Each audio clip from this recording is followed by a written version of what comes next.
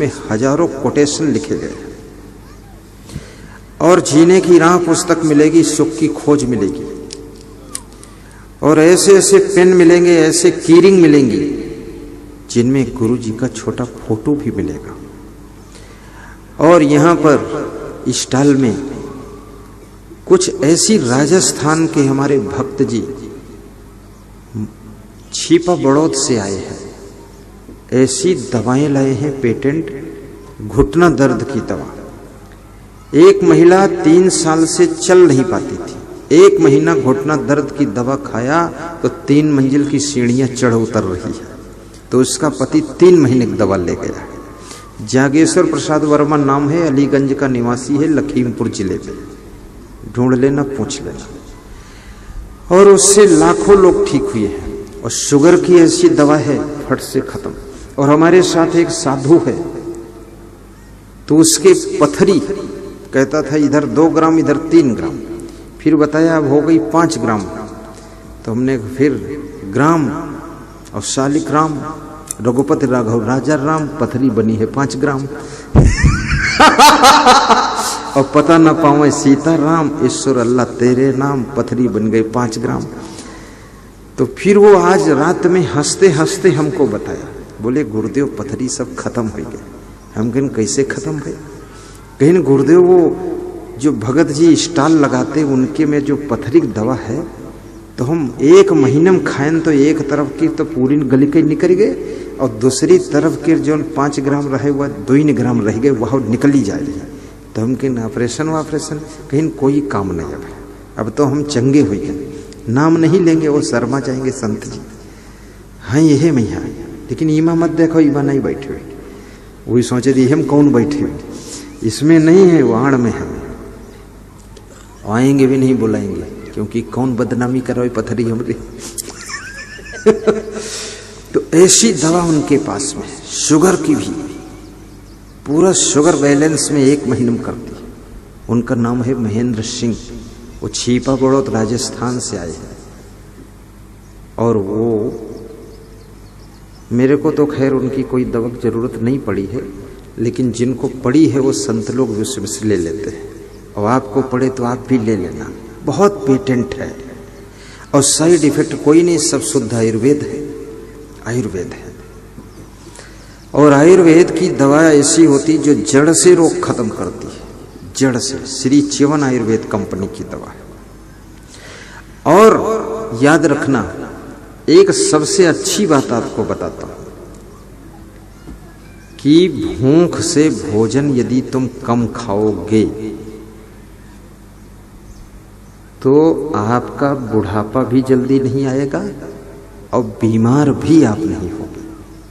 भूख से कम, लेकिन ये बहुत कठिन काम है, ये थोड़ा कठिन नहीं है, बहुत कठिन है। बिल्कुल ना खाना आसान है, रसोई में ना जाना आसान, पूरा व्रत रहना आसान, लेकिन खाना शुरू कर देना और कम खाना ये बहुत कठिन है।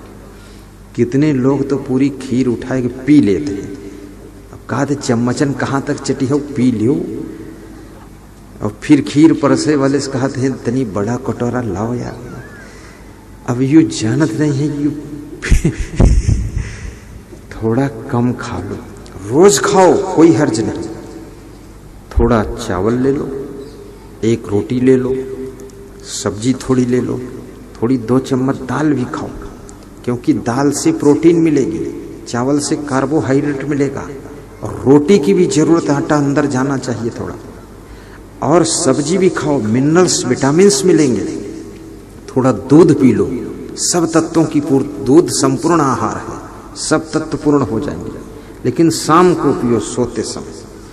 और थोड़ा सा सुबह सुबह मूली, गाजर, चुकंदर, सलजम, खीरा और टमाटर और हरी मिर्च थोड़ी और नमक, ये छोटा छोटा सब काटो और काट के कटोरा में मिलाओ और लगभग 250 ग्राम 300 ग्राम बनाओ और चम्मच से मिक्स करो छोटा छोटा काट के, और बैठ के प्रेम से खाली पेट इसे खा लो 3 दिन के अंदर। और 1 अमरूद भी खाओ नमक मिला के, और 1 केला भी खा लो और थोड़ा पपीता खा लो। 3 दिन, और सुबह नाश्ता और कुछ मत करो। 3 दिन के अंदर कितनी पुरानी कब्जियत हो, कॉन्स्टिपेशन हो, पेट गड़बड़ हो, भूख न लगती हो, सब बिल्कुल ठीक कंप्लीट। तुम चिल्लाओगे हम बहुत भूखे हैं, लाओ कुछ खाएं, ये आ गया। लेकिन ये कोई तिकड़म करना नहीं चाहते। अरे काद कौन हुआ मूरी गाजर काटे फालतू बवल, चलो फटाओ चाय पी लो। चाय से और गड़बड़ होता है, चाय में निकोटीन होता है, बहुत चाय नहीं पीना चाहिए। जो तंबाकू में निकोटीन होता है वही निकोटीन चाय में भी होता है। इसलिए चाय पीने की जिसकी आदत पड़ जाती है वो चाय छोड़ नहीं पाता। क्यों? क्योंकि निकोटीन की नशा की आदत बन गई अंदर, इसलिए छूटती नहीं है। लेकिन मैं ये नहीं कहता हूं कि चाय नशा है, चाय नाश्ता है। सुबह शाम पी सकते हो, पर 10 चाय मत पियो, और ना पीना चाहो तो बिल्कुल मत पियो।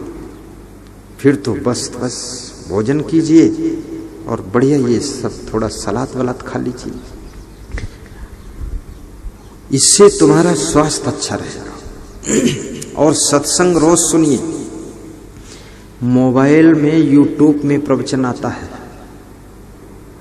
उसको सब्सक्राइब कीजिए तो नया नया प्रवचन तुम्हारे में फट से आएगा। और सब्सक्राइब करने से पैसा नहीं खर्च होता है। सब्सक्राइब करोगे पैसा नहीं खर्च होगा। 3,32,00,000 लोग आज सुन रहे हैं यूट्यूब में। सब्सक्राइब का सिस्टम होता है, छू लो हो जाएगा, तुम्हारा पैसा कटेगा नहीं। और जो नया प्रवचन लोड होगा फट से पहले तुम्हारे मोबाइल में आ जाएगा। उससे ये बहुत बड़ा फायदा है। और दूसरा फायदा है, जो कंपनियां इस प्रवचन को, हमारे प्रवचन को यूट्यूब में भेज रही हैं, वे कंपनियां जो है और प्रयास करती है कि ये सब्सक्राइब हो गया तो थोड़ा सा आधा मिनट का प्रचार उनका आता है कुछ, तो उस प्रचार से उन कंपनियों को फायदा होता है, इसलिए वो इसमें जुटे रहते हैं। सब्सक्राइब कीजिए और दूसरों के मोबाइल में भी उनको सिखाइए कि प्रवचन सुने। इससे बहुत शांति मिलेगी, सुख मिलेगा। आत्मा को भी समझिए कि आत्मा है क्या चीज।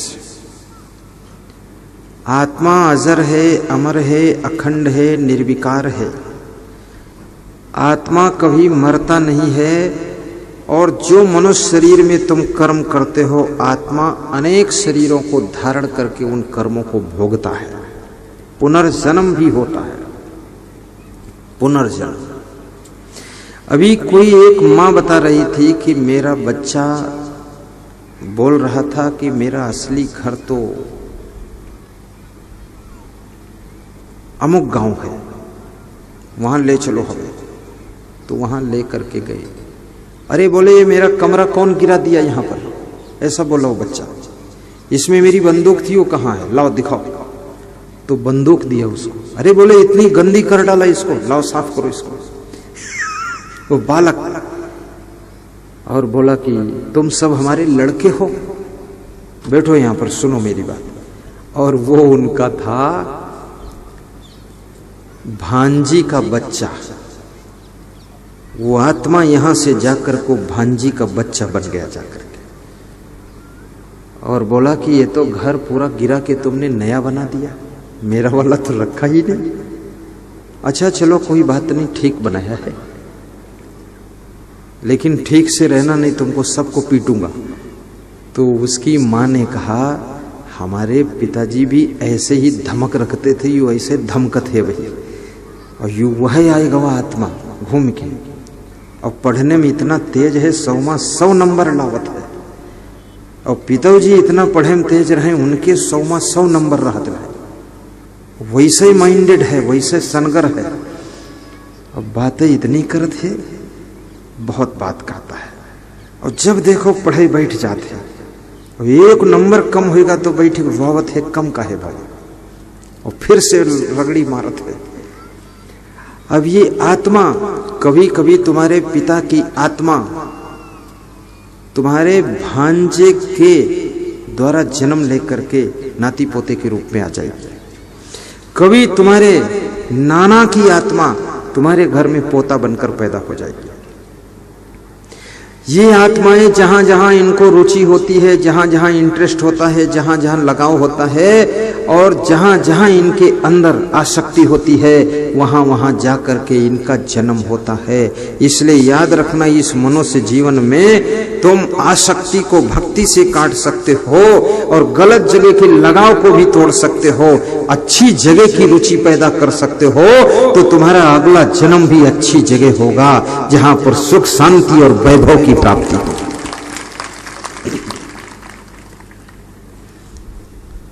तुम स्वतंत्र हो, इसलिए इस जीवन में अपने कर्मों को सुधार लो। लेकिन एक बात याद रखना, कर्म करने में स्वतंत्र हो, परंतु कर्म का फल भोगने में परतंत्र हो। जो कर्म करना चाहो कर सकते हो, पर उसका फल आकाश में ऊपर ऊपर नहीं जाएगा। ये मत सोचना इसी जीवन में सब फल मिल जाएगा, नहीं, इसके आगे जीवन में भी मिल सकता है, इसी में भी थोड़ा मिल सकता है।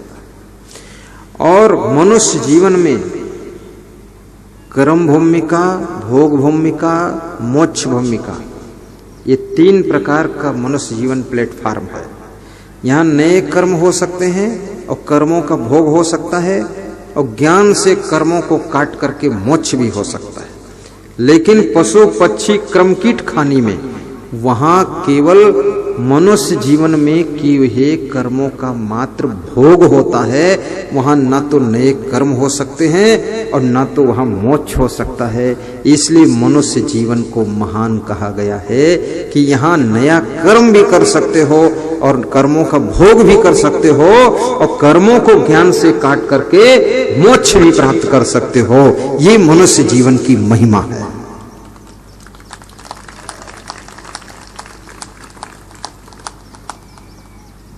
और कबीर साहब कहते हैं, जियत न तरे मोये का तरी हो, जियत ही जो न तरे। जीते जी अगर नहीं तर सके तो मरने के बाद कैसे तरो? कैसे तरो नाथ, कैसे तरो नाथ। जीते जी तरना है, पार होना है भवसागर से। कितने लोग अपने माता पिता दादा दादी के अस्थियां होती हैं, उनको तीर्थ में ले जाकर प्रवाहित करते हैं। कोई गंगा सागर में ले जाता है, कोई गया में ले जाता है, कोई हरिद्वार में ले जाता है, जिसका जैसा योग नदी में डाल के प्रवाहित कर देता है। और उससे लोग सोचते हैं वो तर गए। अरे वो कब मर गए, वो अब तर गए। और कितने लोग अपने माता पिता के मरने के बाद उनके नाम में लिखते हैं स्वर्गीय। अब मुझे हंसी भी आती और हैरानी भी होती कि सब लोग स्वर्गीय होते जा रहे हैं, तो स्वर्ग में भीड़ भाड़ कितनी हो चुकी होगी और सब स्वर्ग में पहुंच रहे हैं। और ये वो लोग सब स्वर्ग में पहुंच रहे हैं जो लोग घर में सब नरक बनाई नहीं, वही सब स्वर्ग में इकट्ठा पे। तो मुझे पूरा विश्वास है स्वर्ग में नरक जरूर बनाई दी नहीं है, क्योंकि घर का जब नरक बनावत रहा है, अभी स्वर्गीय भय है। अब कोई आज तक ये नहीं लिखा कि नरकी, तो नरक तो पूरा खाली पड़ा हुआ है, क्योंकि नरक कोई गए ही नहीं। अब नरक खाली पड़ा है। अगर कहीं खाली प्लाट नरक में पड़ा हो, वास्तव नरक हो, कहीं बना हो, तो जब सब खाली है तो मुझे कोई अगर चांस मिले और सेटिंग बैठ जाए तो मैं तो खाली नरक के प्लाट में जहाँ कोई नहीं, वहाँ बड़ा आश्रम बनाऊं और उसमें बढ़िया रहूं, आराम से संत रहेंगे, वो भी स्वर्ग हो जी। अब नरक खाली पड़ा है, ना कहीं नरक है ना कहीं स्वर्ग है। ये भूल में मत रहना महाराज लोग, सब इस भ्रम में मत रहना कि मरेंगे तो ऊपर स्वर्ग है और नीचे नरक जाए पड़ी। ऐसा कुछ नहीं है क्या? जब युधिष्ठिर का शरीर शांत हुआ, युधिष्ठिर की आत्मा, पांडवों में जो युधिष्ठिर हुई, उनकी आत्मा जब स्वर्ग लोक पहुंची तो यमराज के दरबार में उनके कर्मों का खाता खोला गया। तो यमराज ने यमदूतों से कहा, चित्त और गोपित्र, उनसे पूछा इसके कर्म कैसे हैं। बोले एक पाप इसने किया है, बाकी सब ठीक है। एक दिन के लिए नरक है, बाकी सब स्वर्ग है। बोले ठीक है। तो युधिष्ठिर से पूछा गया, पहले नरक में जाओगे कि पहले स्वर्ग में जाओगे?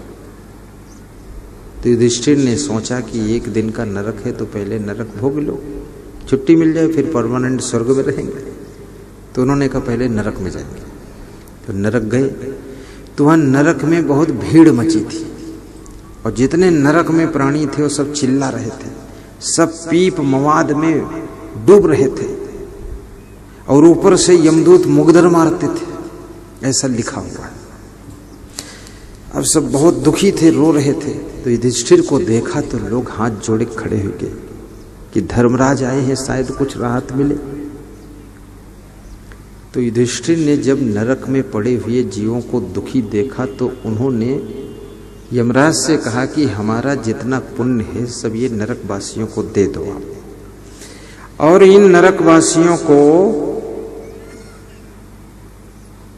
यहां से निकाल करके मेरे पुण्य प्रताप से स्वर्ग में पहुंचा दो। मैं इनको दुखी देखना नहीं चाहता, और इनके सभी पाप हमारे में चढ़ा दो खाते में, और हमको नरक में डाल दो। हम अकेले नीमा डूबा करीब ठीक है, लेकिन इनका दुख सही न मिले। तो यमराज ने कहा, इतना महान आत्मा धर्मराज आज तक कोई आया नहीं कि दूसरे का नरक सबका खुद ले ले, अपन स्वर्ग सबका दे दे। तो यमराज खुश हो गए, उन्होंने यही कर दिया। नरक में पड़े हुए जीवों को निकाल करके स्वर्ग में पहुंचा दिया, और युधिष्ठिर को नरक में डाल दिया। युधिष्ठिर ने अपने प्रेम से, करुणा से, सहनशीलता से, विवेक से, सत्संग से, भक्ति से, सद्गुणों से, सदाचार से, चरित्र से उस नरक को 1 महीने में स्वर्ग जैसा बना दिया, और युधिष्ठिर उसमें सुखी रहने लगे, ज्ञान की बातें करने लगे। तो युधिष्ठिर के मन में एक दिन हुआ कि जो स्वर्ग से, जो नरक से लोग स्वर्ग में गए हैं, जरा उनसे मुलाकात करो, अब तो वो सुखी होंगे। तो युधिष्ठिर स्वर्ग में उनको देखने गए, मिलने गए, और जब मिलने गए तो उन्होंने क्या देखा, उनका मन बड़ा दुखी हुआ। उन्होंने देखा कि 1 महीने में वो नरक से जो लोग स्वर्ग में आए थे, उन लोगों ने लड़ाई करके, झगड़ा करके, कलह कलेश करके, निंदा बुराई करके, ईर्ष्या करके, द्वेष करके, गुस्सा करके, क्रोध करके, चरित्रहीनता करके, व्यभिचार कर करके उस स्वर्ग को भी नरक बना दिया। और फिर वो सब चिल्ला रहे थे, पीप मवाद में डूब रहे थे, यमदूत मुगदरों से मार रहे थे और बोल रहे थे बचाओ बचाओ। तो युधिष्ठिर का मन हैरान हुआ कि ये मामला क्या है। मैं नरक में रहता हूं, वो भी स्वर्ग बन जाता है, ये लोग स्वर्ग में रहते वो नरक बन जाता, ये लफड़ा है क्या। तो यमराज को बुलाया और पूछा कि ये बात क्या है। यमराज ने कहा, भगवान उसी का नाम है जो भेदभाव नहीं करता है। तो भगवान ने न स्वर्ग बनाया है न नरक बनाया है, ये काम भगवान का नहीं है। भगवान कोई किसी का मजदूर है कि राजगीर है जो सब नरक स्वर्ग इंटे देवाले जोरत रहे कुंडू बनावे। ये भगवान ये भगवान काम नहीं करता है। बोले तो कौन बनावत है? कल हर आदमी अपना अपना स्वर्ग, अपना अपना नरक खुद ही बनावत है। तो बोले कैसे बनावत है? कल जैसे ये बनाई वैसे बनावत है। और कैसे बनावत है? ये लोगों ने बनाया है ना। तो युधिष्ठिर ने कहा फिर? बोले फिर इतना ही है, यदि आदमी सत्संगी बन जाता है, सदाचारी बन जाता है, कुसंग को छोड़ देता है, सत्मार्ग को पकड़ लेता है, गम खा लेता है, सहनशीलता रखता है, विवेक रखता है, गुस्सा को कंट्रोल करता है और अपनी वासना को भी कंट्रोल करता है, भक्ति करता है, उपासना करता है, अपना सुधार करता है, तो अपने छोटे से घर को भी वो स्वर्ग बना देता है। हर बहू का कर्तव्य है कि अपने घर को स्वर्ग बनाओ। हर सासू का भी कर्तव्य है अपने घर को स्वर्ग बनाओ। और हर माँ बाप और बेटे का भी कर्तव्य है, बेटी का कर्तव्य है, अपने घर को स्वर्ग बनाओ। थोड़ा मन को बस में रखो, स्वर्ग बन जाएगा। थोड़ा सा चूक जाओगे, नरक बन जाएगा। मन को चंचल मत होने दो। हर साधु का कर्तव्य है कि अपने आश्रम को स्वर्ग बनाओ। गुरु जी का कर्तव्य है कि जहां जाओ वहां स्वर्ग बना दो। अपनी वाणी से, मधुर वाणी से, सत्संग से, ज्ञान से, सुंदर चरित्र से, आचरण से, वैराग्य से, जितेंद्रियता से, ब्रह्मचर्य की प्रताप से स्वर्ग बना दीजिए। ये गुरु का कर्तव्य है। हमारे आपके पास में स्वर्ग बनाने की भी कला है। तुम अपना घर स्वर्ग में नहीं बना सकते हो, लेकिन अपने घर में स्वर्ग जरूर बना सकते हो। घर में स्वर्ग बना सकते हो, इस तथ्य को समझ लेना। और कैसे बनेगा ये स्वर्ग, एक कड़ी गा देता हूं, भजन है, तुम भी दोहराना साथ में। एक सज्जन भक्त जी मिले मुझे, तो बोले कि हम भक्त वक्त तो थे नहीं, हम तो बहुत क्रोधी आदमी थे। तो हमने कहा कितना क्रोधी? अरे बोले जिले में नंबर 1 समझ लो। तो हमने कहा जिला पूरा देख लियो? बोले देखे नहीं, ऐसा ही आइडिया लग गया, हमसे ज्यादा बेवकूफ आदमी शायद कोई है। बोले जरस बात में बहुत ज्यादा ही दिमाग गर्म होते। कहा पता नहीं कैस खोपड़ी है, लेकिन हमारे घर में एक बहू आई है, तो मैं तो क्रोधीदास हूं, वो करुणा देवी है, बिल्कुल करुणा मां। कुछ भी बात हो जाए तो तुरंत रोने लग जाती है। और इतनी कोमल है, इतना कोमल सेवा करती है, इतना अच्छा काम करती है। अब वही के कारण हमारा क्रोध ठंडा हुई हुआ, हम क्रोध कैसे करी?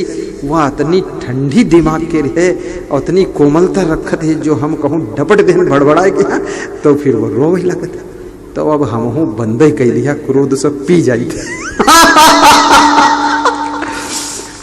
वो कह रहे वह बहू नहीं है, पता नहीं वह देवी बन के आई है, का बन के आई है, हम है सुधारे आई है। कल हम तो सुधरी के, और हमारी वाइफो बहुत गुस्सैल रहे, बहुत ठंडी भई है। और उसके बाद आपका सत्संग मिल गया हमका, तो परमानेंट गुरुदेव सब शांति है घर में, हम शांत हो जाए। नहीं हमारे लड़कन से बहुत ही झगड़ा हो जाए, लपटी लुपटा हो जाए, इतना हो जाए। बोले अब कुछ नहीं होते। और कह रहे थे हम इंजीनियर भी हैं, लेकिन गुस्सा शांत होता ही नहीं रहा।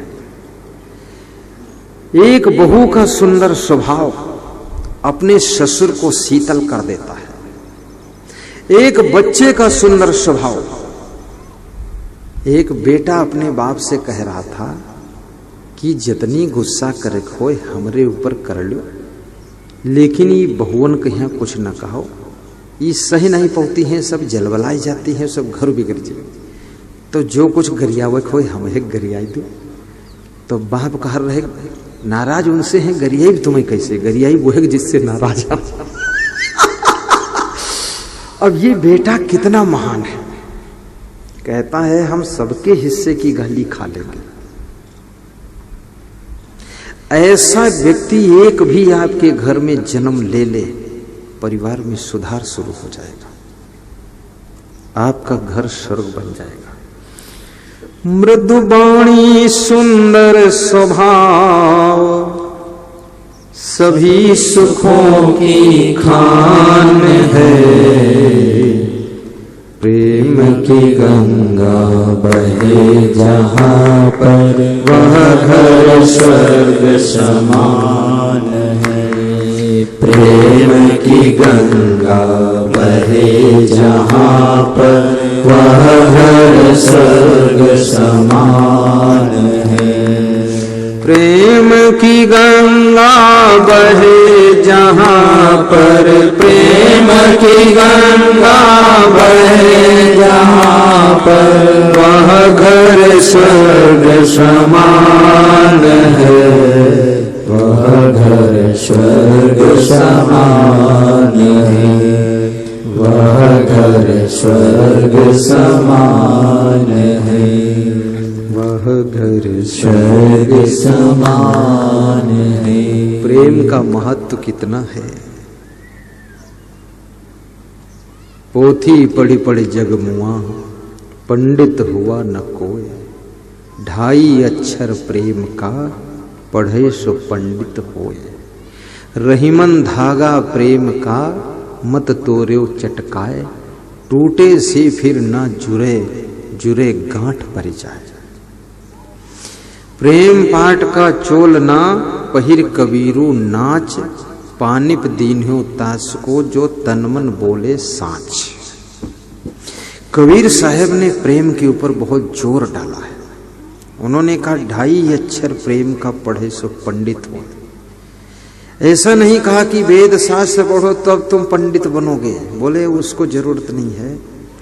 प्रेम से रहना सीखो, प्रेम से जीना सीखो, प्रेम से कार्य करना सीखो। वस्तुओं से भी प्रेम करना सीखो, पेड़ पौधों से भी प्रेम करना सीखो, अपने मकान से भी प्रेम करना सीखो, और अतिथि से भी प्रेम करो, संत गुरु से प्रेम करो। अपने घर के परिवार के माता पिता बेटी बहू से भी प्रेम से रहना सीखो। अगर प्रेम से जीना आ गया, प्रेम से रहना आ गया, प्रेम से काम करना आ गया, तो कबीर साहब कहते हैं मरने के बाद स्वर्ग नहीं, जिंदा में ही तुमको स्वर्ग मिलेगा। प्रेम की गंगा बहे जहां पर, वह घर स्वर्ग समान है। वह घर स्वर्ग समान है। वह घर स्वर्ग समान है। वह घर स्वर्ग समान है। ये आत्मा अमर है। इस आत्मा के कल्याण के लिए ही मनुष्य का जीवन मिला है।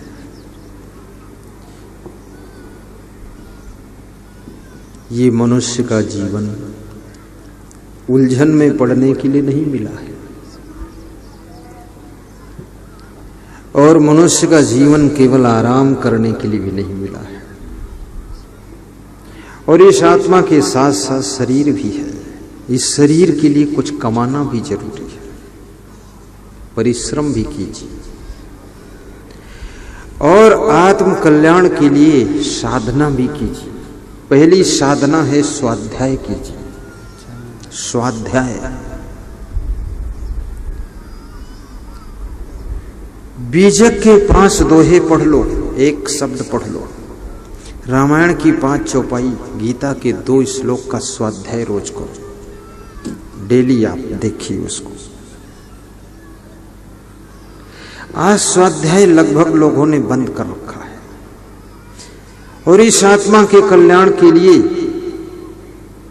प्रवचन भी सुनिए, सत्संग भी सुनिए, भजन भी गाइए, भजन भी सुनिए।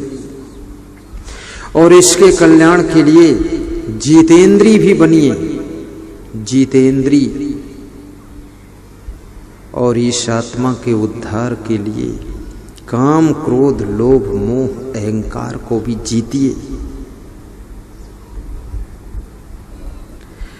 क्योंकि इस आत्मा के लिए बंधन सब यही तो है, और क्या है। नशा व्यसन से मुक्त होइए। सब लाभन को लाभ है, सब ज्ञानन को ज्ञान, और सब श्रेयन को श्रेय है। तेहि तज क्रिया ना आने। मुक्त हो मन बंध तज धरम नहीं फिर देह है। मानुष तन का लाभ यह करिए सहित सले। अगर तुम्हारी वासना छीण हो जाए, आसक्ति खत्म हो जाए, तो पुनः तुम्हारा जन्म ही नहीं होगा, आत्मा का मोक्ष हो जाएगा। सब खिंचाव खत्म हो जाए, आना जाना बंद पड़ा, फिर आवागमन खत्म हो जाएगा। यतेन्द्री मनोबुद्धि मुनि मोक्ष परायणा विगतेच्छा भय क्रोधा या सदा मुक्तेयोसा निर्माण मोहा जित संग दोषा अध्यात्म नित्या विनिवृत्त कामः द्वंद्वैर विमुक्ता सुख दुख संगई गच्छन्ते मूढ़ा पदम अव्ययम तत् यम ही न व्यथन्ते तै पुरुषम पुरुषर्षभम सम दुख सुखम धीरम सा अमृतत्वाय कल्पते। मुक्तिम इच्छसि चेत्तात विषयान विषो त्यज क्षमा आर्जवम सत्यम शौचम पीयूषवत पीयू बंधाय विषय संगो मुक्तो निर्विषयम मनः मनयो मनुष्याणाम